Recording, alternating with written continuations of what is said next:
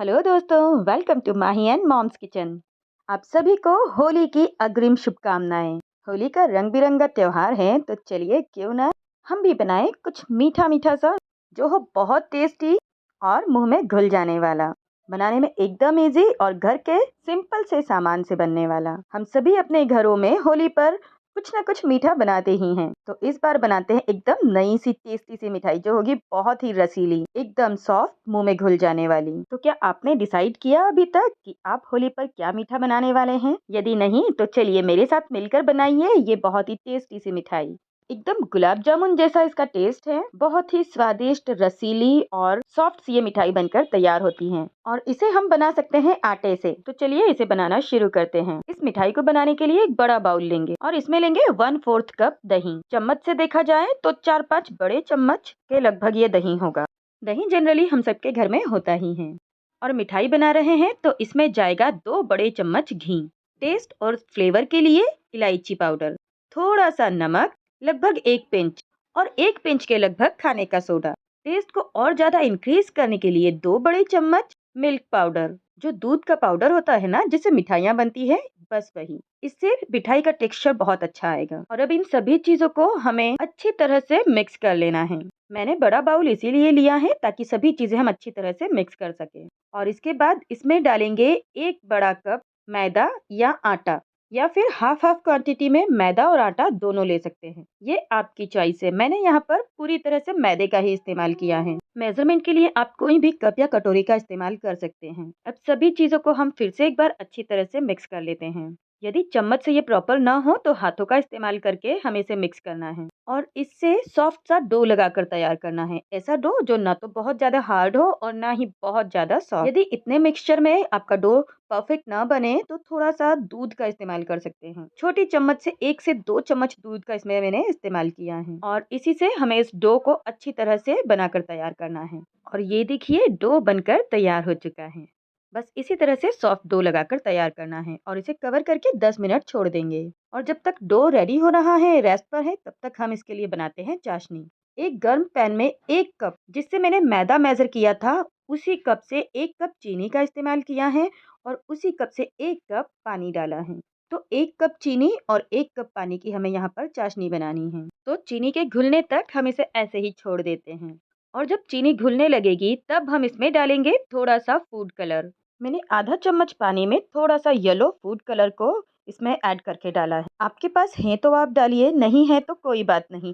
और यदि पॉसिबल हो तो आप इसकी जगह पर केसर का इस्तेमाल भी कर सकते हैं। इससे चाशनी में मिठाई का जो कलर आएगा वो बहुत अच्छा लगेगा। यहाँ पर चीनी पूरी तरह से घुल चुकी है। अब हमें 1 से 2 मिनट इसे और पकाना है। चाशनी हमें सिर्फ चिकनाई आने तक ही करनी है, इसे तार वाली चाशनी नहीं बनाना है। चाशनी बन रही थी तब तक डो रेस्ट कर चुका है, तो अब इसे एक बार फिर से नीट कर लेते हैं। डो एकदम सॉफ्ट और फुला फुला हो गया है और इसी की वजह से हमारी मिठाई में एक खस्तापन आएगा जो कि मिठाई को बनाएगा और भी टेस्टी।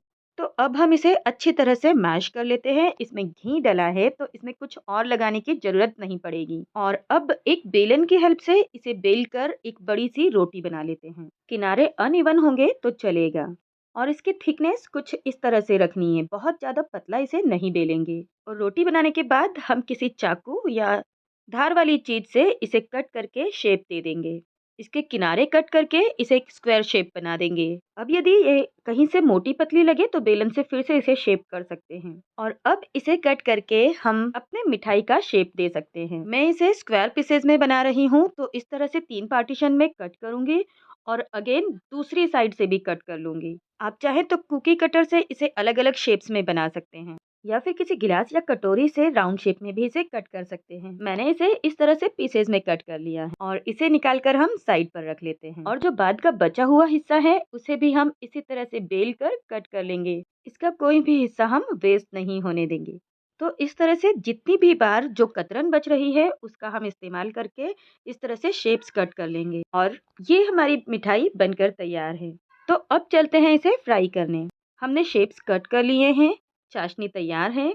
देखिए चाशनी में हमें टच करने पर थोड़ा सा चिकनाहट ऑयल की तरह फील होनी चाहिए और चाशनी तैयार हो जाती है। अब यहाँ एक पैन में मैंने ऑयल गर्म होने रखा है। ये मीडियम हॉट ऑयल है। इसी में हम अपनी मिठाई को फ्राई करेंगे। तो एक एक करके सारे पीसेस हम इसमें डाल देते हैं। इसका डो बनाते वक्त हमने इसमें जो खाने का सोडा डाला था, उससे इसका साइज़ थोड़ा-सा बड़ा हो जाएगा, यानी कि इसकी थिकनेस बड़ी हो जाएगी और ये अंदर तक प्रॉपर्ली फूल जाएँगे और इसी की वजह से ये चाशनी एब्ज़ॉर्ब करेंगे। इसे डालने के बाद गैस की फ्लेम को एकदम लो कर देंगे और दोनों तरफ से गोल्डन ब्राउन कलर आने तक इन्हें अच्छी तरह से फ्राई करना है। देखिए एकदम गुब्बारे की तरह फूलकर ये पक चुके हैं।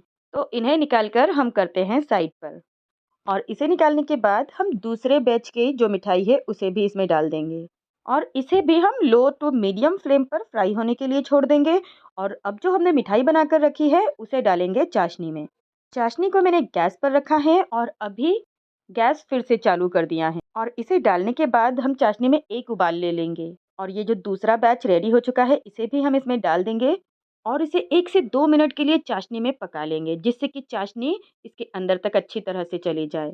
चाशनी में अपनी मिठाई को हमें दोनों तरफ से पलट-पलट कर थोड़ी देर रखना है और इसके बाद गैस बंद करके इसे हम चाशनी में ही 2-3 घंटे के लिए छोड़ देंगे और जब अच्छी तरह से ठंडी हो जाएगी तब हमारी मिठाई बनकर तैयार है। जब हम मिठाई को चाशनी में कुछ देर रहने देंगे तो ये अच्छी तरह से चाशनी को एब्जॉर्ब करेगी और इसी वजह से ये सॉफ्ट और रसीली बनेगी। तो अब बारी आती है इन्हें सर्व करने की। वैसे तो ये अंदर तक बहुत ही रसीली है, लेकिन आप इसके साथ थोड़ी-सी चाशनी सर्व कर सकते हैं और ये देखने में ऐसे ही बहुत खूबसूरत है।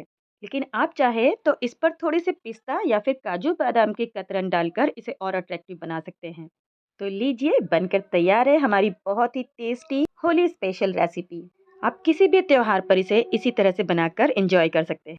तो देखा आपने कितनी इजी रेसिपी है और बिना फेल हुए आप भी इस रेसिपी को घर पर बना सकते हैं। इवन जिसे मिठाई बनाना नहीं आता वो भी घर के सिंपल इंग्रेडिएंट से ये रेसिपी घर पर बना सकता है। तो अब देर किस बात की? होली का त्योहार लगभग आ ही चुका है, तो फिर इंतजार किस बात का? झटपट से ये रेसिपी बनाइए और एंजॉय कीजिए। तो चलिए मिलते अगले किसी वीडियो में किसी नई रेसिपी के साथ। तब तक के लिए bye, stay fit and stay healthy.